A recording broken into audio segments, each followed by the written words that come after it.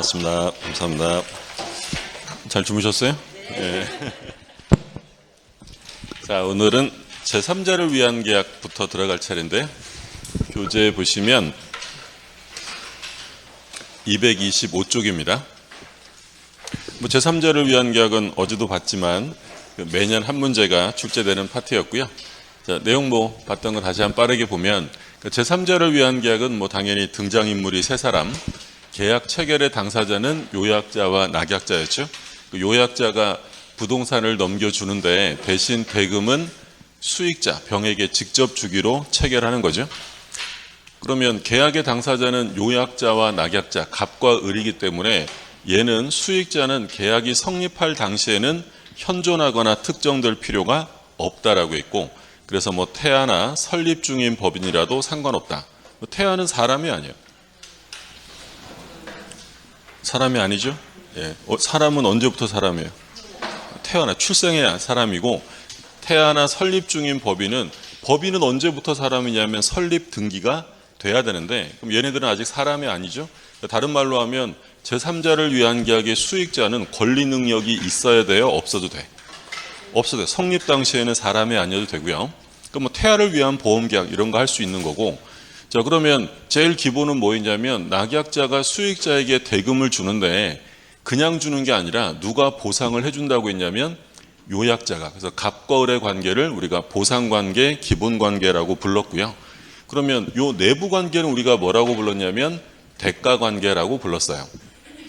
그러면 제3자를 위한 계약에 직접적으로 영향을 미치는 건 보상관계예요, 대가관계예요? 보상관계죠. 얘네 둘이 하는 게 제3자를 위한 계약이니까. 그래서 만약에 보상관계 하자가 있다, 갑과 을의 매매 계약이 무효, 취소, 해제가 되었다면 낙약자는 수익자에게 대금을 줘야 돼요, 거절할 수 있어요? 거절할 수 있죠. 부동산을 안 받는데 대금을 줄 수는 없으니까.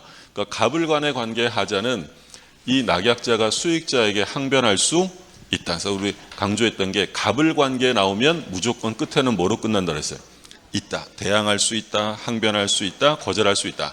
근데 갑과 병의 관계는 내부 관계니까 이 내부 관계 하자가 있다고 해서 을이 병에게 그걸 주장할 수는 없는 거죠. 얘가 주장하려면 누구 관계에서 발생한 문제가 되냐면 갑과 을의 관계지 갑과 병의 관계가 아니다라고 했어요.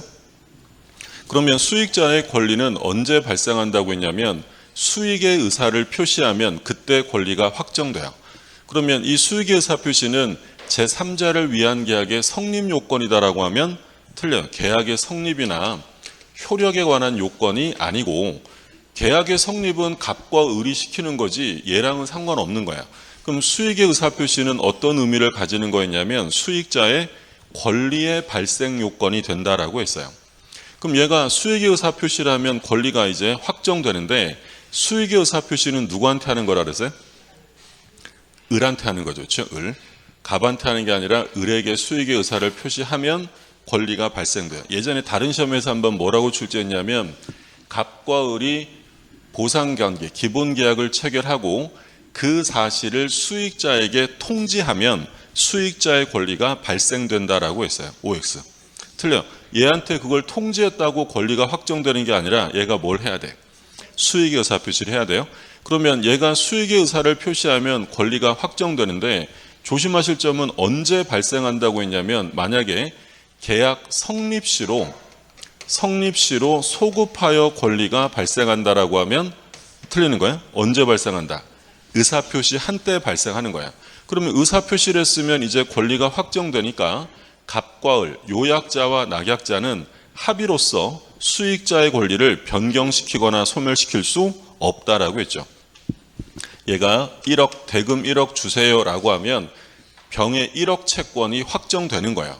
그러면 확정된 이후에 요약자랑 낙약자랑 둘이 술 한잔 하다가 야, 이 계약 없던 걸로 하자라고 합의 해지할 수 있다 없다? 없어. 이미 확정됐기 때문에 합의 해지할 수 없고요. 만약에 설령 합의 해제를 했다 하더라도 수익자의 권리는 소멸되지 않는다라고 했죠. 변경, 소멸시킬 수 없고, 야, 이거 우리 대금 좀 내려갔대. 8천으로 내리자라고 대금을 8천만 원으로 내리는 합의를 하면 돼, 안 돼? 안 돼요. 설령 했어도 얘는 얼마를 받는 거야? 1억이야. 확정되면 변경시킬 수 없다. 물론 예외가 있어요. 예외는 당사자가 합의로서 변경시킬 수 있는 예외죠. 미리 뭘 해두면 가능하다. 유보, 미리 유보해 두거나 또는 누가 동의해주면 돼요. 수익자, 제3자가 동의해주면 가능하다라고 했어요. 이게 이제 중요한 내용이고, 그러면 이 수익자가 수익의 의사를 표시해야 되는데 안 해요. 그러면 낙약자가 수익자에게 이익향수 여부를 최고할 수 있고, 최고했는데 얘가 아무 말도 안 했다. 확답을 받지 못하면 수익이 아니라 거절로 본다라고 했고요. 근데 얘가 1억 줘요 라고 수익의 의사를 표시했는데 낙약자가 안 줘요. 대금을 안 줘. 그러면 수익자가 왜 대금을 안 주냐? 니들 계약은 해제다. 이게 돼야 안 돼? 안 되죠. 해제나 취소를 할 수 없다. 왜 없다 그랬어요? 저 당사자가 아니니까. 계약의 해제나 취소는 누가 하는 거냐면 계약의 당사자가 하는 거죠. 그래서 얘는 해제나 취소를 주장할 수 없고 그 효과인 원상회복을 하라고 얘가 주장할 수는 없어요.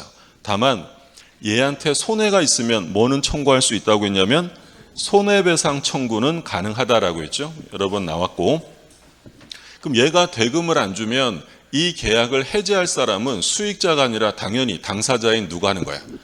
요약. 얘는 계약을 해제할 수 있겠죠. 그럼 요약자가 계약을 해제할 때 중요한 건 수익자의 동의가 있어야 돼요? 필요 없어요? 필요 없죠. 수익자의 동의는 요구되지 않는다. 그러면 이번에는 반대로 낙약자가 수익자에게 대금을 줬는데 얘가 등기를 안 줘요. 그럼 부동산을 안 넘기면 이번엔 누가 해제하겠어요? 낙약자가 갑의 채무 불이행을 이유로 계약을 해제할 수 있는데, 근데 이제 여기서 시험에 제일 많이 나왔던 게 뭐였어요? 얘가 얘한테 이미 대금을 줬잖아요. 그러면 계약을 해제했다면 을은 이미 지급한 대금을 병에게 돌려달라고 반환 청구할 수 있다 없다? 없다. 이게 이제 제일 시험에 많이 나왔죠. 누구랑 계약했냐면 갑이랑 계약했지 병이랑 한 게 아니니까 병에게 돌려달라고 할 수는 없다라는 거 가장 시험에 많이 나왔던 판례고. 자, 그리고 이제 우리가 비통착사 그리고 해제에서 공통 규정이 뭐였냐면 선의의 제3자를 보호한다. 제3자 보호 규정이 있었죠. 그러면 제3자를 위한 계약의 제3자, 수익자는 얘는 보호되는 제3자에 포함될 수 없다. 얘는 새로운 이해관계를 맺은 자가 아니다라고 했어요. 그러니까 만약에 갑과 을의 매매 계약이 사기를 이유로 취소했어요. 사기 취소가 됐다. 근데 얘가 만약에 몰랐대요. 선의예요. 그러면 낙약자는 사기 취소를 가지고 선의의 수익자 병에게 대항할 수 있다예요? 대항할 수 없다예요? 대항할 수 있다. 지금 누구 관계가 취소된 거예요? 갑과 을의 관계가 취소되었다면 갑을 관계 가지고는 얼마든지 대항할 수 있다. 근데 만약에 갑병 관계가 취소되었다라고 하면 그걸 얘가 주장할 수는 없다라고 했어요. 얘가 주장하려면 갑과 을의 관계다. 되셨죠? 네. 어제 보고 오늘 또 보니까 새록새록하죠. 자, 그럼 볼게요. 옳은 것을 모두 고릅니다. 제3자는 계약 체결 당시에 현존하고 있어야 하는 건 아니다라고 했고요.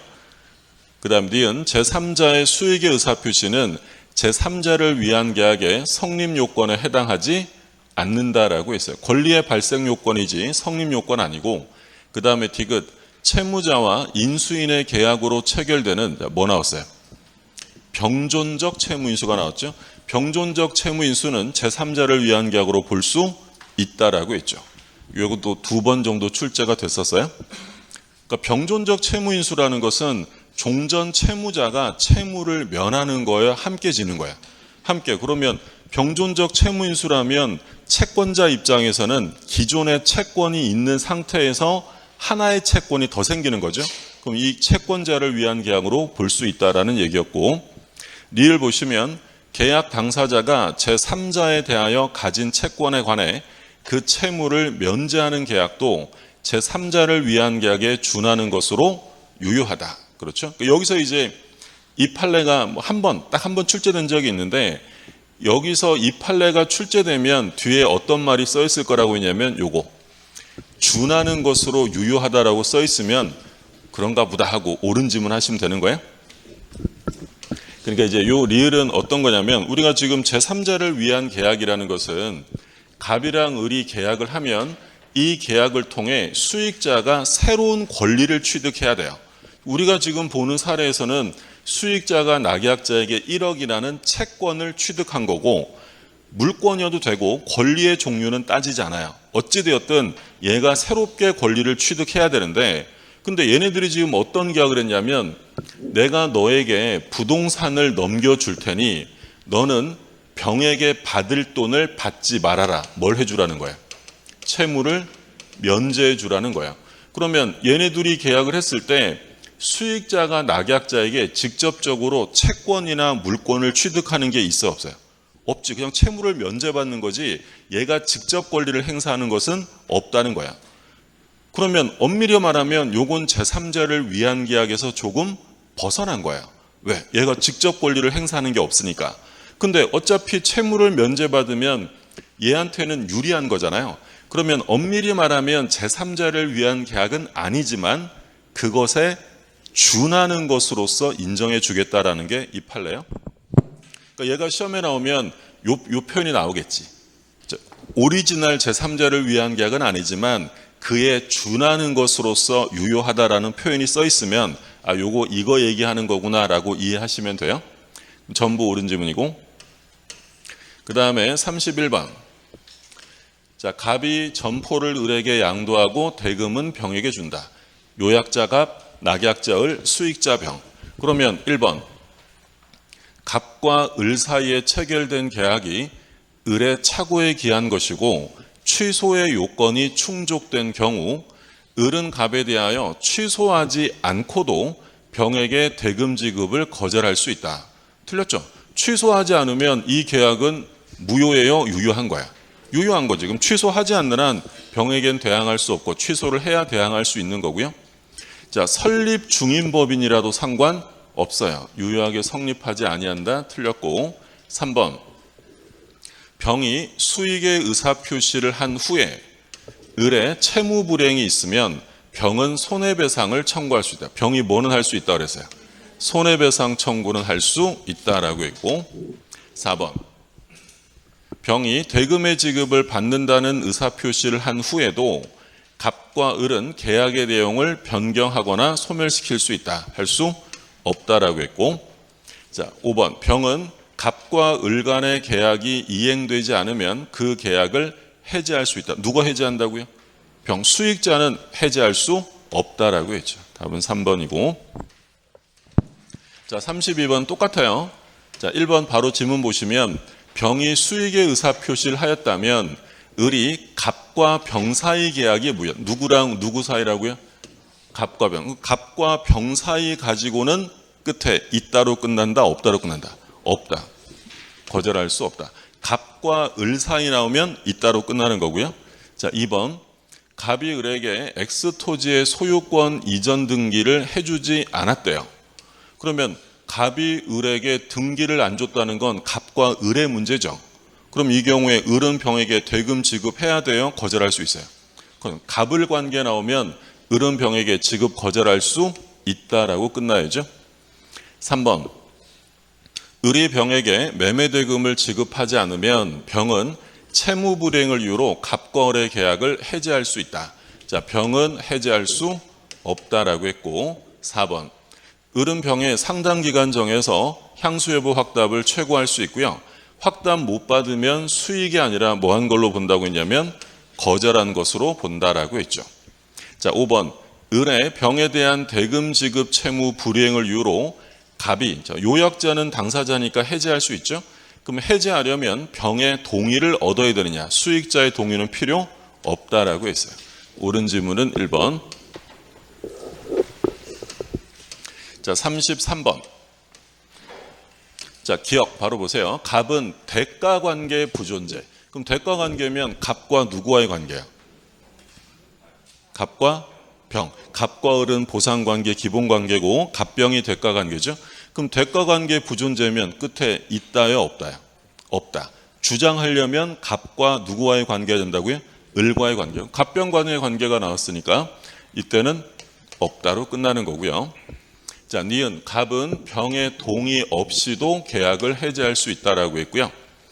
을이 병에게 대금 지급 의무를 불이행했다. 병은 해제할 수 있느냐? 해제할 수 없다라고 했고, 을이 갑의 채무 불이행을 이유로 계약을 해제한 경우, 자, 이게 제일 시험에 많이 나오는 거라 그랬어요. 을은 이미 지급한 대금 발환을 병에게 청구할 수 없어요. 갑에게 받아야지 병에게 돌려달라고 할 수는 없다라고 했죠. 그러면 옳은 것은 앞에 두 개, 답은 2번이 되겠고요. 34번. 자, 기억 바로 보시면 갑과 을은 특별한 사정이 없는 한 계약을 합의 해제할 수 있다. OX. 안 되죠. 문제는 뭐 수익의 의사표시를 했다는 말이 나와 있을 거고, 수익의 의사표시를 했다면 당사자는 합의로서 해제할 수 없고요. 설령 합의 해제했어도 수익자에게 대항하지 못한다라고 했어요. 2번. 병의 권리는 병이 을에게 수익의 의사표시를 하게 되면 계약 성립 시에 소급하여 발생한다라고 하면 틀렸죠. 언제 발생한다 그랬어요? 의사표시 한때 발생하는 거지 소급하는 게 아니고, 자, 디귿. 갑이 소유권 이전 등기를 지체한다. 그러니까 갑이 을에게 소유권을 안 넘겨준대. 그러면 을은 병에게 대금 줘야 돼요? 거절할 수 있어요? 거절할 수 있어요. 갑을 관계니까 이건 거절할 수 있다라는 거고요. 리을. 갑과 을이 계약을 체결할 때 병의 권리를 변경시킬 수 있음을 유보했대. 미리 유보했다면 변경시킬 수 있다. 원래는 합의로서 변경 소멸시킬 수 없지만 지금 보시는 것처럼 미리 유보했거나 수익자가 동의한 경우에는 가능하다라고 했죠. 옳은 질문은 디귿과 리을, 답은 3번이고요. 자, 이제 총론 마지막 부분 해제죠. 35번. 해제와 다른 제도를 비교한 설명으로 틀린 거예요. 해제는 단독행위니까 일방적 의사표시고요. 근데 해제계약은 뭐라고도 불러요? 해제계약은 합의해제. 같은 말이죠. 합의해제는 쌍방의 합의에 의해서 효력이 발생한다. 자, 2번. 해제는 의사표시가 있어야죠. 이 형성권이잖아요. 형성권은 당연히 효력이 생기는 게 아니라 의사표시가 있어야 한다라고 했고, 근데 해제 조건은 성취가 되면 의사표시를 따로 해야 돼요? 할 필요 없어요? 할 필요 없죠. 성취만으로 효력이 생긴다라고 했고, 3번. 해제는 무엇을 해제하는 거라고 했냐면 계약이죠. 계약. 근데 취소는 계약에 한정하는 것이 아니다라고 했어요. 그러니까 우리가 해제는 오로지 뭘 해제하는 거예요? 오로지 계약. 단독행위를 해제한다는 게 있을 수 있다 없다? 그런 건 없어요. 법률상 해제했다라고 써 있으면 무조건 그 대상은 계약이에요. 근데 취소는 계약만 취소할 수 있어요? 단독행위도 취소해요? 얼마든지 할 수 있는 거죠. 4번. 해제는 소급표가 있죠.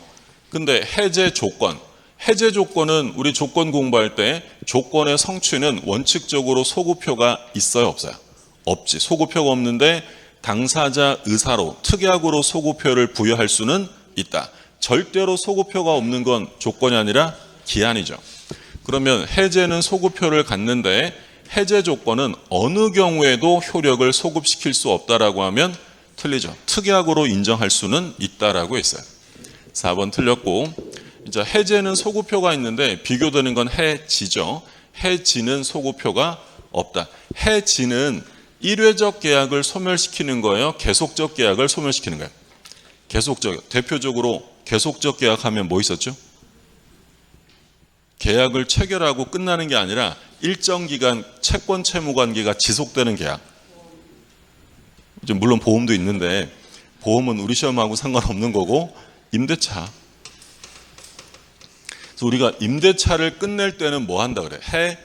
해지한다. 또는 고용계약. 임대차나 고용계약은 해지라고 하고, 이건 장래를 향해서 효력을 잃어버리는 거지 소급표가 인정되는 건 아니다라고 했어요. 답은 4번이고, 자, 합의해제는 뭐 시험에 자주 출제되는 부분이고, 이번 시험에도 합의해제가 해제편에서 출제가 됐었죠. 그러면 일단 합의해제는 단독행위가 아니라 뭐예요? 계약. 이건 같은 말로 아까 뭐라고 불렀어요? 해제 계약이다라고 불렀었어요. 그러니까 계약이니까 당연히 일방적으로 하는 게 아니라 청약과 승낙의 합치가 있어야 됩니다. 합치되지 않으면 계약은 성립할 수 없는 거고, 그러면 이 합의해제는 꼭 명시적으로 해야 돼요? 묵시적으로 할 수도 있어요? 상관없죠. 묵시적으로도 할 수 있다. 그래서 우리가 대표적으로 묵시적 합의해제로 본 사건이 뭐가 있었냐면, 매도인이 이미 지급받은 돈을 법원에 공탁한 거예요. 그러니까 매도인이 난 이 계약 안 할래 라고 해제를 주장하면서 대금을 공탁해 버렸고요. 그럼 매수인은 야, 너 왜 그래? 이행해 라고 해야 되는데, 매수인은 아무런 이의제기 없이 공탁된 돈을 받아갔대. 그럼 두 사람은 계약을 유지할 의사가 없는 거고, 이렇게 되면 묵시적 합의해제로 인정한다라는 게 판례예요. 그럼 이제 이렇게 이루어지는 거죠. 갑이 을이랑 매매 계약을 하고 소유권을 넘겼어요. 근데 갑이 생각해 보니까 괜히 한 것 같아. 야, 미안한데 이거 좀 해제해주면 안 돼? 라고 뭐 하는 거야? 청약을 하는 거고, 그랬더니 우리 그래 나도 마음에 안 들었는데 관두자 라고 얘가 승낙하면 그때 해제 계약, 합의 해제가 이루어진다라는 얘기죠. 그럼 일단 제일 기본은 뭐였냐면, 합의 해제는 민법의 규정이 중요한 거예요? 합의 내용이 중요한 거예요? 합의 내용. 그래서 합의 해제는 우리 민법이 정하는 해제에 관한 규정 543조 이하 규정이 적용되질 않아요. 그래서 시험에 제일 많이 나오는 거, 합의 해제했다라고 써 있으면 뭐가 안 된다 그랬어요? 손해배상 없고 또 이자가산 없고, 손해배상이나 이자가산이란 말이 나와서는 안 되고, 이게 시험에 제일 많이 나왔죠. 자, 두 번째, 합의 해제가 됐어요. 그러면 소유권이 이제 매도인에게 돌아갈 텐데, 소유권이 복귀되는 시점 중요하죠. 등기해야 복귀예요? 당연 복귀예요? 소유권은 당연 복귀입니다. 당연. 우리가 이건 뭐 무효, 취소, 해제 다 똑같아요. 소유권은 등기가 을에게 있어도 갑에게 복귀되는 거고요. 그러면 갑이 을에게 야, 해제했으니까 등기 좀 말소해줘 라고 청구하는 건 채권적이에요? 물권적이에요? 물권, 얘가 소유자니까. 그래서 등기 말소 청구권은 소유권에 기한 물권적 청구권이고, 따라서 얘는 소멸시효에 걸리지 않는다라고 했어요. 자, 마지막으로 또 중요한 거, 합의 해제가 됐을 때 제3자를 보호할 거냐라는 문제예요. 그러니까 우리가 해제에서는 제3자를 보호한다는 규정이 있었단 말이에요. 근데 합의 해제는 민법의 규정을 적용 안 한다 그랬잖아. 그럼 제3자도 보호 안 해요? 제3자는 보호해요? 제3자 보호 규정은 적용한다라고 했죠. 그러니까 이제 그런 게 이런 거죠. 지금 갑이랑 을이 등기가 넘어간 상태에서 합의 해제를 했단 말이에요. 뭐 언제 하느냐는 상관없는데, 지금 등기 넘어가고 합의 해제하면 소유권은 매도인에게 당연히 복귀가 됐어요. 근데 소유권은 복귀됐는데 등기는 누구한테 있는 거예요? 을. 그러면 제3자가 그걸 모르고 살 수 있잖아요. 그럼 얘는 보호 안 해준대, 보호해줘야 돼. 보호해줘야 돼. 그래서 이 경우에 갑은 병에게 대항할 수 없다. 그래서 합의해제에서 제일 중요한 세 가지는 요거예요. 민법의 규정이 적용 안 되니까 손해배상 없고 이자가산 없고요. 두 번째, 소유권이 복귀되는 건 등기 없이 당연 복귀. 그리고 제3자를 해야지는 못한다라고 했고, 나머지는 뭐 일반 원칙이죠. 우리 시험에 요거 한번 나왔죠. 합의 해제했어요. 계약은 소멸한 겁니다. 근데 합의 해제 후에 소멸된 계약을 다시 부활시키는 약정을 할 수 있다 없다? 얼마든지 할 수 있는 거죠. 계약 자유의 원칙상. 자, 그럼 보시면 틀린 거예요. 1번. 계약 해제의 소구표로서 제3자를 해할 수 없다라는 548조 1항의 규정은 합의 해제에는 적용되지 않는다라고 하면 틀리죠. 합의 해제도 제3자는 보호를 한다라고 했고요. 자, 2번. 계약의 합의 해제는 청약과 승낙이라는 서로 대립되는 의사표시 합치로 성립한다. 계약이니까. 3번. 부동산 매매 계약의 합의 해제에 따른 매도인의 원상 회복 청구권은 소유자가 하는 거니까 소유권에 기한 물권적 청구권이고, 얘는 소멸시효 대상이 되지 않는다라고 했어요. 4번. 당사자 쌍방이 자기 채무 이행 제공을 하지 않은 상태에서도 계약의 합의 해제를 할 수 있다. 이 합의 해제를 언제 하느냐는 상관없는 거죠. 채무가 이미 모두 이행된 상태에서 합의 해제할 수도 있는 거고, 계약만 한 상태에서도 합의 해제할 수 있는 거고 시점은 상관없어요.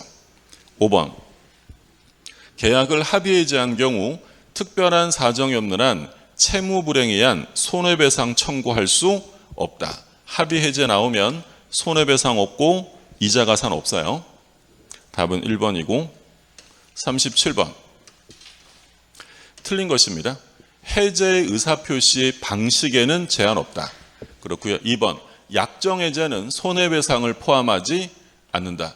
약정해제는 의무 위반이 아니라 해제 사유를 한 거예요? 약정한 거죠. 그럼 이건 채무 불행이 아니기 때문에 손해배상이란 말이 나올 수가 없는 거죠. 그래서 우리 계약금 해제, 계약금은 뭘로 추정해요? 해약금, 해제를 약정한 금전이다라고 했잖아요. 그러면 계약금에 의한 해제는 채무 불행에 의한 해제가 아니기 때문에 뭐가 나오면 안 돼? 손해배상이란 말이 나와서는 안 되는 거고요. 3번 계약 해제 효과로 발생하는 원상회복 의무의 경우에 선의자는 현존이익만 반환하면 된다. 해제 시에 선의점유자가 과실취득할 수 있어요, 없어요? 자, 다시. 굉장히 이거 기시감이 드는데 어제도 똑같은 장면이 나왔어요. 무효 취소 시에 선의점유자가 과실취득할 수 있어요, 없어요? 있죠. 무효 취소 시에 선의자가 과실취득합니다. 그러면 매도인도 대금 돌려줄 때 이자 가산한다, 하지 않는다? 하지 않아. 그게 공평한 거라 그랬죠. 근데 해제는 원상회복의 특칙이 적용돼요. 그러면 해제 시에 선의자는 과실취득할 수 있다, 없다? 없어요. 선악 불문, 현존 불문 모든 이익을 다 돌려줘야 돼. 그러니까 돈 받은 매도인도 원금만 돌려주면 돼요? 이자 가산해야 돼? 이자 가산해야 돼. 해제는 해제에서 말하는 원상회복이라는 것은 받은 모든 이득을 돌려주는 거지 깎아주고 이런 거 없어요. 그래서 우리 어제도 그 얘기 했었잖아요. 해제 시에 과실상계가 적용된다, 안 된다? 안 돼요. 깎아주고 이런 거 없다고. 그러니까 현존 이익만 반하는 게 아니라 받은 이익 모두를 다 돌려줘야 됩니다. 다시 계약 해제 시에 선의점유자가 과실취득할 수 있어요, 없어요? 없어. 이건 매우 중요한 거고 시험에도 여러 번 출제된 거예요. 무조건 다 돌려주는 거지 과실취득하고 이런 거 인정 안 합니다. 4번 계약이 해제되면 계약의 이행으로 변동이 생겼던 물건은 당연히 계약이 없었던 원상태로 복귀한다. 등기해야 복귀되는 게 아니라 당연 복귀되고요. 계약 해제를 위한 이행의 최고는 반드시 미리 일정 기간을 명시하여 최고해야 하는 것은 아니다. 최고할 때 기간 명시할 필요는 없다. 그러면 최고는 이행 지체의 경우에 발생하는 건데 원칙. 지체라는 건 불가능한 게 아니라 늦어지는 거예요. 갑이랑 을이 매매 계약을 했는데 을이 중도금 주는 날짜가 4월 1일인데 중도금을 안 줘요. 그러면 갑은 을의 채무 불이행을 이유로 바로 계약을 해제할 수 있다라고 하면 OX. 틀려. 바로는 안 되지. 이건 불가능한 게 아니니까 일단 뭐부터 하라고요? 상당 기간을 정해서 최고합니다. 바로 해제는 안 되고 내가 한 달을 줄 테니 이행을 해라. 근데도 안 해. 그러면 계약을 이제 해제하는 거예요. 그래서 우리 법에서는 이행 지체의 경우에는 바로 해제할 수 없고 상당한 기간을 정하여 최고한 후에 그때 해제하는 거예요. 근데 이제 문제가 됐던 판례는 뭐였냐면 최고를 하긴 했는데 상당한 기간에 미달하는 최고를 했을 때 내가 시간을 줄 텐데 앞으로 30분 줄게. 최고 했어요, 안 했어요? 했는데 상당 기간에 미달하잖아요. 그럼 이 최고는 유효예요, 무효예요? 유효하다. 유효한데 다만 해제권은 언제 발생한다고 했냐면 상당한 기간이 경과해야 돼요. 그러면 상당한 기간에 미달하는 최고를 했다면 해제를 위해서 나중에 다시 최고해야 돼요? 최고를 다시 할 필요는 없어요. 다시 할 필요는 없지. 유효하니까. 그러니까 다시 최고하라는 게 아니라 뭐만 지나면 돼요? 상당한 기간. 그러니까 최고할 때 며칠까지라고 날짜를 정해야 돼요? 안 정해도 돼? 안 정해도 돼요. 일정 기간을 명시할 필요 없다라고 했죠. 자, 그런데 이행 지체임에도 불구하고 최고를 안 해도 되는 경우가 있었어요. 이행 지체인데 최고를 안 해도 되는 경우 뭐 있었어요? 정기행위 있었고, 상대방이 이행 거절의 의사를 명백히 표시했다면 그때는 최고를 할 필요가 없다라고 했죠. 그러면 여기서 이제 조심하실 점, 판례 있었잖아요. 거절의 의사를 표시하면 최고를 안 해도 되는데, 거절의 의사 표시가 적법하게 철회된 사건이 있었어요. 그럼 거절의 의사 표시가 적법하게 철회되었다면 최고 해야 돼요, 안 해도 돼요? 해야지. 거절한 게 아니니까 최고를 해야 된다. 자, 마지막으로 확인하실 점, 정기행위나 거절의 의사를 표시한 경우에 최고를 요하지 않는다는 것이지 계약이 당연히 해제된다는 얘기는 아닙니다. 뭐는 해야 된다 그랬어요? 의사표시. 그래서 주의하실 점은 당연히 해제되거나 소멸되는 것이 아니라 해제의 의사표시를 해야만 한다라고 했어요. 그러니까 최고를 요하지 않는 대표적인 건 이행 지체에서는 이 두 가지. 그리고 만약에 지체가 아니라 이행이 불능이에요. 불능. 그럼 불능의 경우에는 최고를 할 필요가 없죠. 또 약정해제. 약정해제를 할 때는 최고 해야 돼요? 안 해도 돼? 약정해제는 약속한 사유가 발생하면 바로 해제하는 거지, 이때는 최고 같은 것을 요건으로 하지 않는다라고 했고,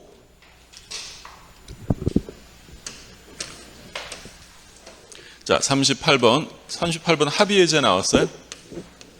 그럼 기억.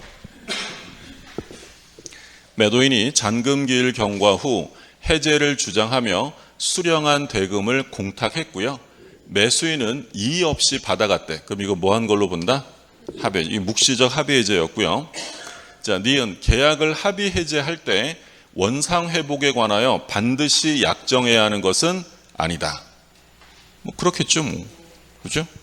보통은 합의해제할 때 원상 회복에 관한 약정을 할까요, 안 할까요? 보통은. 생각을 해보세요. 여러분들이 매매 계약을 하고 소유권도 넘겨주고 한 상태인데 이걸 합의로 해제하기로 했어요. 그럼 어떻게 돌려줄지에 대한 합의를 할까 안 할까? 당연히 하겠죠. 우리 판례가 뭐라고 하냐면 합의 해제할 때는 대부분 원상 회복의 약정을 하고 이 원상 회복에 합의를 하지 않는 건 통상적이진 않아요. 그렇다고 해서 반드시 이런 약정이 있어야 된다, 안 해도 된다? 안 해도 돼요. 꼭 약정을 해야 되는 건 아니다라는 판례였고, 이 판례도 한번 출제된 적은 있고요.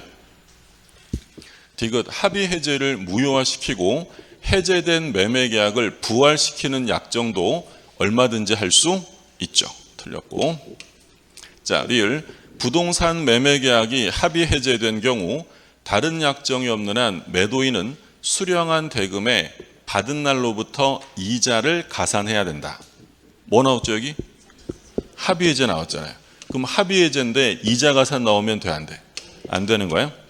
근데 요거는 문제 자체가 좀 착한 문제죠? 여기 합의해제를 또 써있잖아. 근데 이제 출제자들은 보통 여기에 합의해제를 써놓으면 여기에 합의해제는 안 씁니다. 그러면 여기서 잠시 딴 생각하다가 해제니까 이자 가산해야지 이러면 틀리는 거예요. 합의해제가 있으면 항상 합의해제는 체크하시고 손해배상 없고 이자 가산 없다는 걸 체크하셔야 돼요. 그럼 옳은 질문은 기억과 니은, 답은 1번.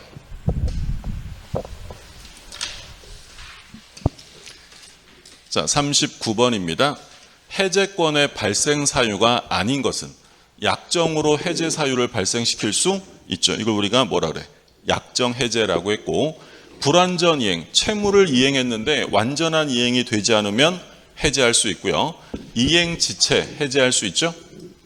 자, 4번이 답이죠. 부수적 채무 불이행 가지고는 해제 사유가 될 수 없어요. 우리가 대표적으로 부수적 채무라고 봤던 게 뭐 있었어요?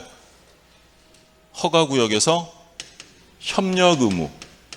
협력 의무를 이행하지 않았다고 해서 계약을 해제할 수는 없다라고 했던 거고, 자, 이행 불능 뭐 당연히 할 수 있고, 그리고 이제 우리가 최근 판례로 뭐 본 적이 있냐면 채권자 지체. 채권자 지체는 뭐라고도 불렀던 거야? 수령 지체라고 했던 거죠. 그러면 수령 지체, 채권자 지체를 가지고 계약을 해제할 수 있느냐? 요건 해제 사유가 될 수 없다라는 게 최근 판례였어요. 수령지체는 우리 언제 본 거죠? 위험 부담할 때 봤잖아요. 그럼 채권자 지체는 채권자가 위험을 부담하는 정도의 불이익을 감수하는 거지 이걸 가지고 계약을 해지할 수는 없다라는 게 최근의 판례였어요. 답은 4번. 왜 혼자 하는 느낌이 들까? 그죠? 해제에서 틀린 것은. 피곤하시죠? 어떻게 충분히 수면은 취하고 오셨어요? 거의 못 주무고 오셨어요? 힘들이 없어 보이시네요. 그렇죠? 저도 어제 3시 반에 자서 7시 원고 넘기는 것 때문에 7시 못 돼서 있나고. 그래도 집중해서 하잖아. 집중해서. 여러분도 집중을 하셔야 돼요. 그죠? 기운 내시고. 틀린 겁니다. 해제 효과로 원상 회복을 하는 경우에 선의 점유자라도 과실을 나왔네. 해제한다. 해제. 해제의 경우에 선의 점유자가 과실 취득할 수 있어요? 없어요? 없어요. 과실 취득할 수 없다. 그러니까 돈 받은 사람도 뭘 붙이라고요? 이자 가산하는 거예요. 자, 2번 이행 불능의 경우에 자, 불능 나왔네요. 그러면 이행 제공 없이 해제할 수 있다. 그러니까 이행 불능 나오면 이건 늦어지는 게 아니라 불가능한 거잖아요. 그러면 최고할 필요 없고 이행기를 기다려야 돼요? 기다릴 필요 없어요. 기다릴 필요 없고요. 반대 의무에 이행 제공을 해야 된다, 하지 않아도 된다. 안 해도 되겠죠. 그러니까 불능 나오면 다 필요 없어요. 즉시 계약을 해제하는 거죠. 그 다음에 3번 쌍무계약의 당사자 일방이 이행을 제공하더라도 상대방이 채무를 이행하지 아니할 것이 객관적으로 명백해요. 그러니까 내가 이행을 해도 상대방은 절대 못할 것 같아. 그러면 제가 해제하기 위해서 반대급부에 제공을 해야 된다, 할 필요 없다. 할 필요 없죠. 이행 제공 없이 계약을 해제할 수 있다. 그렇고요. 이때 상대방이 이행할 수 없음이 명백한지 아닌지를 판단하는 기준 시점이 언제냐라고 하면 우리 판례는 뭐라고 했냐면 계약 해제 시가 기준이다라고 했어요. 이게 시험에 한번 나온 적이 있죠. 해제 시를 기준으로 한다. 우리 이제 그 얘기 했었잖아요. 그러니까 계약을 해제할 때는 이행할 수 없음이 명백해 보였어요. 근데 그래서 계약을 해제했는데 나중에 상대방의 상황이 좋아지면서 이행 가능성이 생겼대요. 그러면 저의 해제는 부당한 거예요? 정당한 거예요? 정당한 거죠. 그 다음에 4번. 매매계약이 해제되어 원상회복을 위해 금전의 반환을 하는 사람은 이자 붙여야죠? 언제부터 붙여요? 받은 날이에요? 받은 다음 날이에요? 해제한 날이에요? 받은 날로부터 이자 가산해야 된다. 그러니까 요거 조심하시고 요즘 가끔 꼬드기는 지문으로 나옵니다. 받은 다음 날로 나오거나 또는 뭐 해제한 날, 해제일로부터 이자를 가산해야 한다라고 하면 틀리고요. 돈 받았으면 그때부터 이자 가산합니다. 당사자가 여러 명이에요. 그러면 해제에서 당사자가 여러 명이면 물어볼 말은 불가분성이죠. 행사도 다 같이, 소멸도 다 같이. 그러면 해제권의 불가분성에 관한 규정, 그러면 이 전원으로부터 전원에게 행사해야 한다는 불가분성에 관한 이 규정은 강행 규정이에요? 임의 규정이에요? 계약법에서 임대차 전까지는 임의 규정. 그럼 당사자는 특약으로 배제할 수 있다라고 해야겠죠? 틀린 거 찾는 거였나요? 답은 5번. 자, 41번 틀린 것입니다. 이행 거절의 의사표시가 뭐 나왔어요? 적법하게 철회됐대. 자, 그럼 거절의 의사표시가 적법하게 철회됐으면 최고 해야 돼요? 안 해도 돼요? 해야 되는 거죠. 그렇죠? 그때는 최고한 후가 아니면 계약을 해제할 수 없다. 자, 2번 채무 불이행을 이유로 계약 해제와 아울러 손해배상을 청구합니다. 그럼 이때 손해배상은 원칙이 신뢰액이다, 이행액이다? 이행액. 그러니까 신뢰액은 어디서 끝났어요? 계약 체결상 과실책임. 거기 빼고 나머지는 손해배상 나오면 다 원칙이 뭐라 그랬어요? 이행액.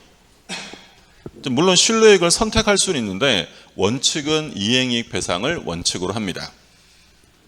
3번 성질상 일정 기간 내에 이행하지 않으면 목적을 달성할 수 없는 계약. 그러니까 일정 기간 내에 이행을 안 하면 목적을 달성할 수 없는 계약. 이걸 우리 뭐라고 불렀어요? 줄여서 정기행위죠. 정기행위.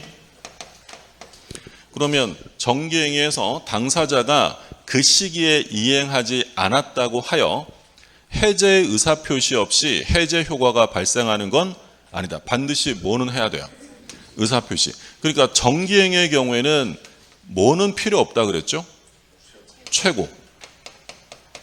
늘 들었던 얘기가 뭐예요? 예를 들어 결혼식 끝나고 예복 가져오는 건 목적 달성이 안 되잖아요. 그럼 결혼식 끝나고 예복 가져왔는데 언제까지 안 주시면 이런 최고를 할 필요는 없고 계약을 그냥 바로 뭐 하면 돼? 해제를 해야 되는 거고 계약이 저절로 당연히 소멸되는 건 아니다라고 했어요. 4번. 당사자 1방 또는 쌍방이 수인 여러 명이에요. 그러면 해제할 때는 전원으로부터 전원에게. 이게 아까 불가분성. 행사도 다 같이, 소멸도 다 같이. 자, 그 다음에 5번. 채권자 지체의 경우에 원칙적으로 채무자는 상당 기간을 정하여 최고하고 해제할 수 있다. 원칙적으로 채권자 지체는 해제 사유가 될 수 없다. 이건 위험 부담으로 가는 것이지 요거 가지고 해제할 수는 없다라고 했어요. 답은 5번.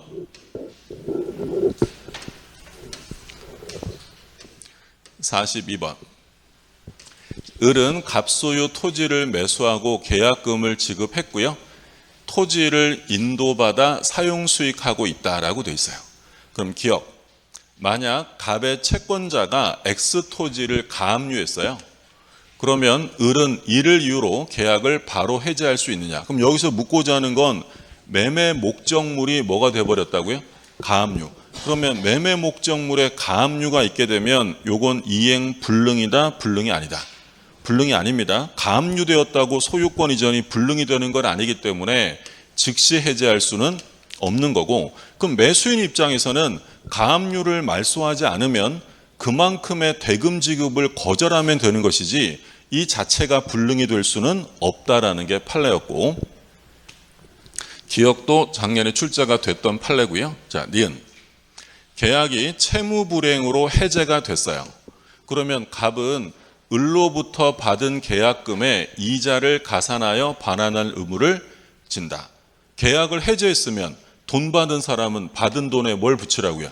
이자 가산해야 되고, 그러면 얘도 사용수익했다고 써 있잖아요. 그러면 사용수익한 만큼의 과실 취득해요? 돌려줘야 돼? 돌려줘야죠. 해제 시에는 과실 취득 없고요.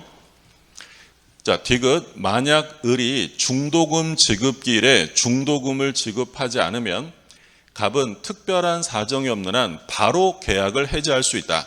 중도금을 안 줬대. 바로 해제된다, 안 된다? 안 되죠. 이건 이행 불능이 아니라 이행 지체니까 바로 해제할 수 없고요. 리을. 을이 X 토지를 병에게 임대해 준 상태에서 갑과 을의 계약이 해제되었다면 을은 병으로부터 받은 차임까지 갑에게 반환해야 한다. 이 차임이 뭐겠어요? 과실이죠, 과실. 그러면 이 을은 병에게 받은 차임 가져도 돼요? 돌려줘야 돼? 과실 취득권이 없는 거죠. 그럼 틀린 지문은 기억과 디귿. 답은 2번. 자, 틀린 것입니다. 1번. 당사자 1방이 미리 채무를 이행하지 아니할 의사를 표시했어요. 그럼 이제 뭘 안 해도 된다? 최고. 최고하지 않고 해제할 수 있다. 근데 아까 관련 판례에 뭐 있었어요?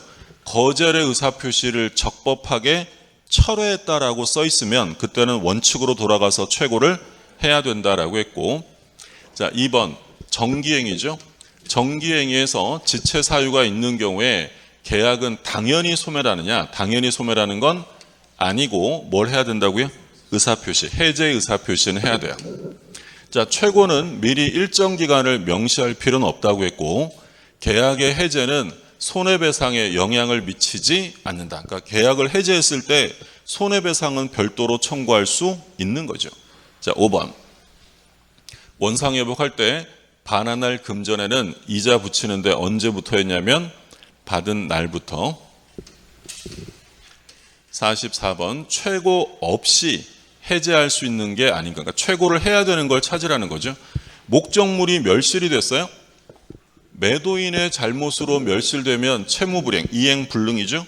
최고를 할 필요가 없고요. 상대방이 이행할 수 없음이 명백하다. 역시 최고할 필요 없고. 3번 약정해제가 나왔네요. 약정해제도 아까 보신 것처럼 최고를 할 필요가 없어요. 약속했던 사유가 발생하면 즉시 해제할 수 있고. 4번은 뭐야? 중도금을 안 줘. 이행지체죠. 얘는 최고를 해야 되고요. 자, 5번 상대방이 거부 의사를 명확히 표시했다. 최고할 필요 없습니다. 자, 45번 틀린 것입니다. 해제권은 당사자 간의 약정이나 법률 규정으로 발생한다. 약정해제, 법정해제 있었고, 그러니까 이 법정해제라는 게 바로 사유가 뭐였어요? 법정해제란 뭘 이유로 하는 거예요? 기본적으로 채무불이행, 채무불이행에 의한 법정해제가 있고요. 자, 2번 계약이 합의해제된 경우 특별한 사정이 없는 한 채무불이행으로 인한 손해배상을 청구할 수 없다. 뭐 나왔어요? 합의해제 나왔지. 그럼 합의해제 나오면 손해배상을 따로 청구할 수는 없습니다. 3번 해제 효과로서 원상복귀 의무가 발생하지만 해제 의사표시 전에 해제된 계약으로부터 생긴 법률관계를 기초로 하여 새로운 물권을 취득한 제3자의 권리를 해하지는 못한다. 그러니까 해제 시에도 누구를 보호한다는 거야? 제3자. 자, 그런데 유의하실 점은 해제 시에 보호되는 제3자는 이해관계만 맺으면 되어 완전한 권리를 취득해야 돼. 완전한 권리. 그러니까 우리가 해제 시에 보호되는 제3자 얘기할 때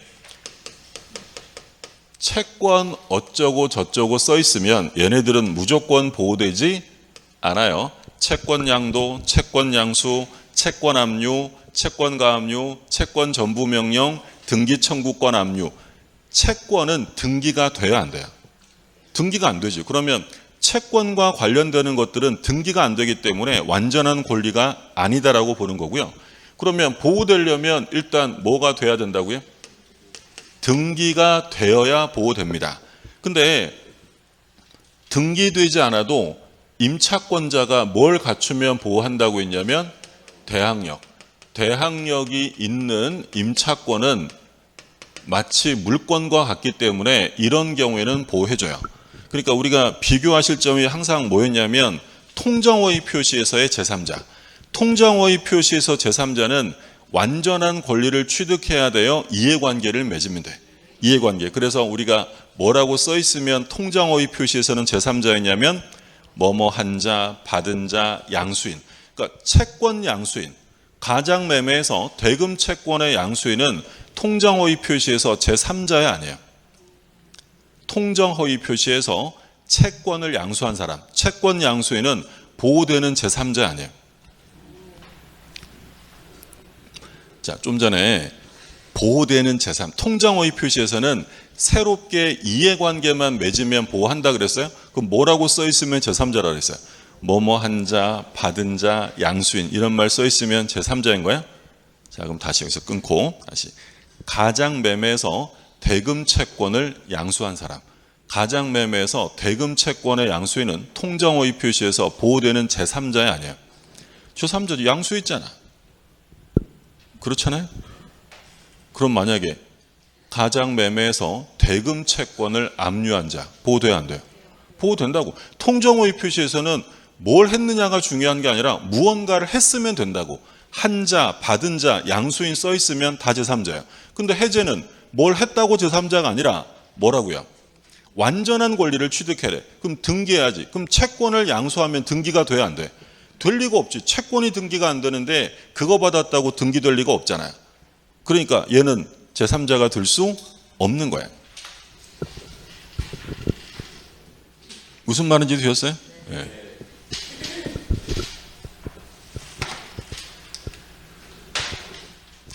자, 548조 당사자 1방이 계약을 해지한 때는 당사자는 상대방에게 원상회복 의무가 있어요. 근데 단서조항에 뭐라고 되냐면 그러나 제3자의 권리를 해야지는 못한다. 누구를 보호하겠다는 거예요? 제3자. 선이에요? 그냥 제3자? 그냥. 그러면 이걸 어떻게 볼 거냐? 우리 판례는 해제 전에 취득한 사람과 후로 나눴죠. 만약에 해제 전에 취득했으면 선의자만 보호해요, 선악 불문이에요? 선악 불문하고 다 보호해 줍니다. 근데 해제 후에 취득한 사람은 언제만 보호한다? 선의일 때만 보호한다라고 했어요. 그러면 말씀드린 것처럼 여기서 해제에서 보호되는 제3자는 완전한 권리를 취득해야 되니까 뭐가 돼 있어야 된다고요? 등기되어 있거나 또는 대항력 있는 임차권을 취득해야지 등기 안 된 것들은 보호해 주지 않아요. 그러면 갑이랑 을이 매매 계약을 했어요. 자, 매수인이 등기 청구권을 가지고 있는데 을의 채권자 병이 등기 청구권을 가압류합니다. 계약이 해제가 됐어요. 등기 청구권을 가압류한 병은 보호된다 안 된다? 안 되죠. 이거 뭐예요? 채권. 이게 등기돼야 안 돼. 등기 청구권이. 될 리가 없지. 그럼 이걸 압류했다고 등기될 수 없는 거죠? 그럼 이건 보호되지 않는 거예요. 자, 갑이 을에게 매매 계약을 하고 이번엔 등기 넘겨줬어요. 자, 근데 을의 채권자 병이 이 부동산을 가압류했어요. 계약이 해제되면 보호된다 안 된다? 뭘 가압류했다고요? 부동산. 그럼 부동산을 가압류하면 등기돼야 안 돼요? 되지. 그러면 보호해 주는 거예요. 채권을 압류하거나 채권을 받았다고 등기되지 않으니 걔는 보호 안 되는 거고, 부동산 자체를 가압류하면 등기되니까 보호해 주겠다라는 거죠. 갑이 을에게 주택을 팔았고요. 을이 병에게 임대차를 해줬어요. 근데 만약에 이 매매 계약이 해제가 됐대. 그러면 단순한 임차권자 병은 보호된다 안 된다? 안 돼요. 채권일 뿐이잖아. 근데 얘가 만약에 뭘 갖추면, 대항력을 갖추면 마치 물권처럼 세지는 거죠. 그러면 보호를 해주는 거야. 그때는 보호된다. 그럼 우리가 같이 본 게, 그럼 얘는 보호되니까 쫓겨나지 않고 존속기간까지 사용할 수 있어요. 그럼 이제 끝나고 나갈 때는 이제 보증금을 받아서 나가야죠. 보증금은 을에게 받는 거예요? 갑에게 받는 거야? 보증금 반환은 계약을 한 을에게 받을까? 소유권을 회복한 갑에게 받을까? 갑에게 반환 청구하는 거예요. 왜 갑에게요? 갑이 임대인 지위를 모두 다 승계하는 거죠. 마치 주택 임대차 계약을 했고 새로운 소유자가 생겼어요. 그럼 보증금은 옛날 집주인에게 받아요? 새로운 집주인에게 받아요? 새로운. 얘가 임대인 지위를 모두 다 승계하는 거예요. 그러면 가등기한 사람은 보호가 될까 안 될까? 등기했어요 안 했어요? 했지. 써 있는 대로 읽기만 하면 돼. 등기한 자라고 써 있잖아. 그럼 보호된다고. 그렇죠? 근데 무허가 건물 관리대장의 소유자로 등재됐어요. 등기됐어요 안 됐어요? 안 돼. 그럼 보호 안 된다는 거야.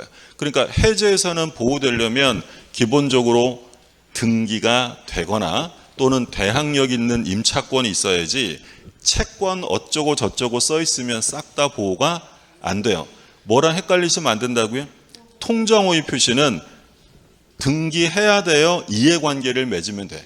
걔는 이해관계. 그럼 채권을 양수하든 채권을 압류하든 이해관계만 있으면 걔는 다 보호하는 거고. 자, 그 다음에 4번. 제3자가 매수인으로부터 매매 목적물에 관해 소유권 이전 등기를 격려받았어요. 후에 매도인이 계약을 해제했대. 그럼 얘는 보호된다 안 된다? 계약이 해제되었을 때 이 제3자 보호돼야 안 돼? 뭐라고 써 있어요 지금? 제3자가 뭐 했다고 써 있어요? 등기했다고. 그럼 얘는 보호되는 거지. 그러면 해제하더라도 매도인은 소유권에 기해서 매수인 명의 등기 말소를 청구할 수는 없다. 그 다음에 5번. 매수인의 귀책사유에 의하여 매도인의 목적물에 관해 소유권 이전 의무가 불능이 됐어요. 누구 잘못이라고요? 매수인. 그럼 매수인의 잘못으로 불능이 되면 이건 채무 불이행 문제가 아니라 무슨 문제예요? 위험부담이에요. 채권자의 위험부담 문제가 되고요. 따라서 이 경우에 매수인 자기가 계약을 해제할 수는 없는 거죠. 답은 5번. 옳은 것을 고릅니다. 기억. 기억은 지문이 엄청 길죠? 지문이 길면 처음부터 꼼꼼하게 읽지 마시고 어떻게 하라 그랬어요? 뒷부분을 보시면 돼. 거의 묻고자 하는 건 뒤에 나온다 그랬잖아요. 그러면 뭐라고 됐어요? 계약을 위반한 당사자도 당해 계약이 상대방 해제로 소멸되었음을 들어 그 이행을 거절할 수 있다. 그 뒷부분만 봐도 무슨 판례인지 아시겠죠?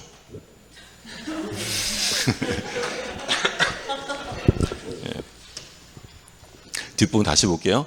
계약을 위반할 계약 위반. 근데 누가 계약을 해지했대? 상대방이 해지했대요. 그러면 상대방이 해지했다면 계약을 위반한 사람은 이행해야 돼요? 얘도 거절할 수 있어요. 거절할 수 있지. 이게 우리가 뭐라고 불렀던 거냐면 해제의 형성적 효력이다라고 불렀던 거죠. 갑이 을이랑 계약을 했는데 얘가 의무를 위반했어요. 그러자 갑이 을에게 적법한 절차에 따라 계약을 해제한 거죠. 근데 계약을 해제했던 갑이 나중에 마음을 바꿔서 뭐라고 하냐면 당신이 잘못한 거니까 그냥 이행해 주세요 라고 이행을 청구합니다. 그러면 의무를 위반한 사람은 갑의 요구에 따라 이행해야 돼요? 거절할 수 있어요? 거절할 수 있다는 거지. 이걸 우리가 다른 말로 뭐라고 했냐면 의무를 위반한 자도 해제 효력을 주장할 수 있다라고 본 거야. 해제의 형성적 효력이다라고 했죠. 이미 해제가 도달되는 순간 이 계약은 소급적으로 소멸한 거고 따라서 을은 얼마든지 거절할 수 있다. 그럼 우리가 이 판례 보면 항상 같이 봤던 판례가 있었어요. 뭐 있었냐면 제가 계약을 했는데 그 사람이 저한테 소송을 제기했어. 집에 소장이 날라왔는데 뜯어봤더니 그 소장 내용에 계약을 해제하겠다는 의사표시가 적혀 있었어요. 근데 그 사람이 나중에 소송을 취하합니다. 소송을 취하면 이제 해제는 없던 일이 되어 이미 해제된 거야. 이미 해제, 이게 해제의 형성적 효력이다라는 거야. 따라서 얘가 해제했다면 계약은 이미 소멸했기 때문에 의무를 위반한 사람도 이행해야 돼요? 거절할 수 있다는 거야. 당연히 거절할 수 있다. 그 얘기하는 거예요. 그러니까 지금 계약 위반을 이유로 해제 의사표시를 해서 계약이 이미 어떻게 됐다고요? 해제됐대. 근데 상대방이 해제해놓고 계약이 존속하는 것을 전제로 의무 이행을 구하고 있다는 거야. 그러면 의무를 위반한 사람 해야 된다? 거절할 수 있다? 거절할 수 있다. 자, 니은 계약 해제로 인한 원상 회복의 대상에는 매매대금은 물론 이와 관련하여 그 계약의 존속을 전제로 수령한 지연손해금도 포함된다. 당연한 얘기죠.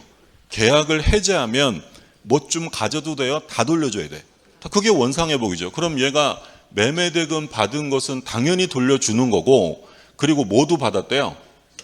지연손해금도 받았대. 그럼 이거 가져도 돼요? 다 돌려줘야 돼. 전부 다 원상회복해야 됩니다. 자, 디귿. 과실상계는 계약 해제로 인한 원상회복 의무 이행으로 이미 지급한 급부 반환을 구하는 경우에 적용되지 않는다. 그러니까 과실상계가 해제 시에 적용된다 안 된다? 안 돼요. 원상회복은 무조건 다 돌려주는 거지 깎아서 돌려주고 이런 거 없다라고 했어요. 그럼 모두 옳은 지문이네요. 답은 5번. 보호되는 제3자. 자, 1번은 뭐예요? 채권 양수인. 보호된다 안 된다? 안 되는 거예요. 2번은 어떤 표현이 눈에 들어와야지 OX를 찾을 수 있을까? 뭘 가압류했다고요? 등기청구권 가압류. 채권 가압류죠? 보호 안 됩니다. 자, 3번은 부동산 가압류. 그럼 얘는 등기된 거죠. 보호됩니다. 4번. 자, 4번은 조금 그 결을 달리하는 건데 해제된 매매계약의 토지 위에 매수인이 신축한 건물의 양수인. 요 판례 기억나세요? 그러니까 해제된 매매계약은 토지 매매가 해제된 거예요? 건물 매매가 해제된 거예요? 해제된 매매계약의 토지 위에라고 써 있어요. 뭐가 해제됐다고? 토지. 그렇죠? 토지 매매계약이 해제가 됐단 말이에요. 그러면 얘가 제3자로서 보호되려면 뭘 샀어야 보호돼요? 토지 매매가 해제가 됐다고. 갑을 간의 토지 매매가. 그럼 병이 뭘 샀어야 제3자야? 아니 갑이 을에게 땅을 팔았어요. 그러면 갑거래 매매 계약이 해제가 됐단 말이에요. 그럼 이 제3자가 보호되려면 그 뭘 샀어야 되겠어? 당연히 토지를 샀어야지. 근데 뭘 샀대요? 건물 샀대. 얘는 해제된 매매 계약에 직접적 이해관계를 맺은 바가 없어요. 해제가 됐으면 해제 목적물에 대한 이해관계를 맺어야 되는데 토지 매매 계약이 해제됐는데 얘는 건물을 샀대. 그럼 얘는 제3자가 될 수 없다라는 거예요. 힘든 하루네요, 그죠? 무슨 말인지 되었어요? 요거는 몇 번, 2번 정도 출제가 됐었어요. 그러니까 제3자가 되려면 해제된 계약을 이해관계를 맺어야지 토지 매매가 해제됐는데 그 위에 건물을 샀다면 얘는 보호되는 제3자가 될 수 없고요. 자, 5번 뭐 있어요? 채권 압류. 보호 안 됩니다. 근데 만약에 이게 통정 허위 표시면 채권 양수인 채권 압류 다 보호된다 안 된다? 싹 다 보호됩니다. 이해관계만 맺으면. 근데 해제에서는 등기가 돼야 되기 때문에 채권에 대한 이해관계는 보호 안 돼요. 48번. 자, 제3자 또 나왔어요. 뭐 했대 이건? 무허가 건물 관리대장에 등재됐다. 보호된다 안 된다? 안 됩니다. 자, 2번 뭐 했어요? 채권 압류 보호 안 됩니다. 3번 뭐 했어요? 가등기 보호되죠? 답은 3번. 자, 4번 뭐 했대? 대항 요건 갖추지 않은 임차인 보호 안 됩니다. 자, 5번 뭐 했대요? 채권 양수 보호 안 돼요. 그러니까 사실 요것만 빠르게 파악하면 이렇게 출제되면 거의 시간 단축 문제인 거예요. 내용 자체도 어려운 거 없어. 그냥 등기됐냐 안 되냐, 채권 어쩌고 저쩌고 써 있으면 싹 다 보호 안 된다라고 생각하시면 되고. 자, 여기까지가 이제 총론이고요. 좀 쉬었다가 강론 들어갈게요.